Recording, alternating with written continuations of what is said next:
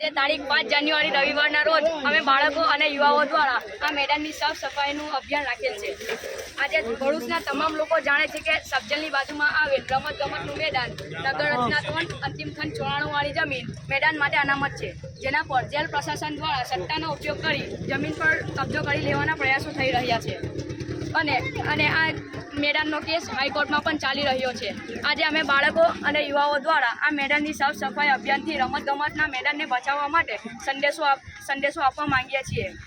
અને તમામ સરકાર અને સરકાર અધિકારીઓ બાળકો માટે અને દરેક મેદાન પ્રત્યે જાગૃત થાય એવી અપીલ કરીએ છીએ। અને આની સાથે અમે બાળકો અને યુવાઓ દ્વારા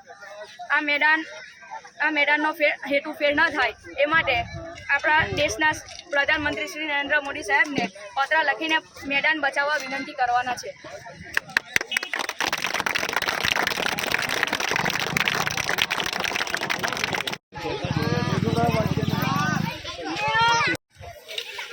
क्या लिखूं क्या चले